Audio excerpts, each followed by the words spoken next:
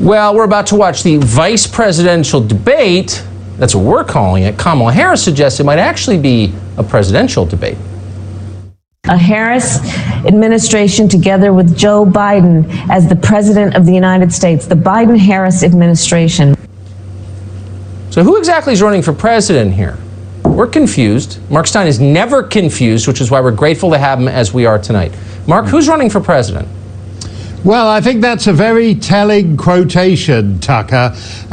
Senator Harris seems to be contemplating a situation in which Joe Biden might still be around as a ceremonial figurehead.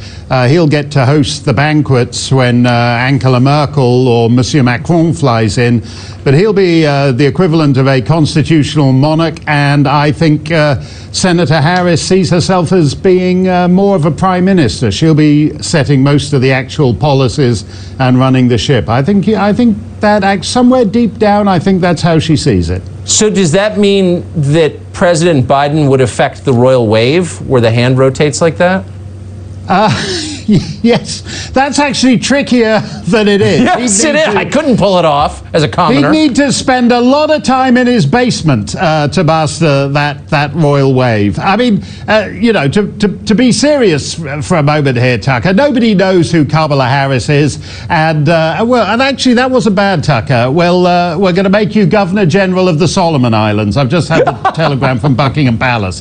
But nobody knows who Kamala Harris is. So Mike Pence actually has to make that clear to the American people. He has to get her to show who she is. Yes. And he certainly has to force the game on these issues like court packing and whether they're going to create 2 more states in Puerto Rico and the District of Columbia. Because as you said, things are moving very fast. You were talking about guns a minute ago. Yeah. The First Amendment has been trashed in these last 6 months.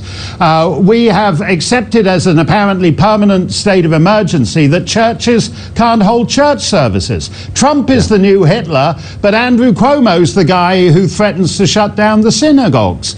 So if you look at what they've done to the First Amendment over the last 6 months, the idea that they won't use the permanent emergency to take away your guns and all kinds of other things, things are moving fast. This is an important debate. She sees herself as the president presumptive, the president in waiting, and so the American people are entitled to know who she is. I couldn't agree more. And as long as we're adding D.C. and Puerto Rico, why not Haiti and Suriname? Yeah, absolutely. There are pinpricks, there are Pacific atolls that you might as well make new states if that's what it takes to provide the permanent Democrat majority. They're serious about this because they don't want Trump to happen again. And the way for Trump to happen again is to change the rules. I don't know what we can do about it at this point, but I do think, and I do want our viewers to at least think through what might happen, to be prepared in case it does. Mark Steyn, great to see you. Thank you. Thanks a lot, Tucker.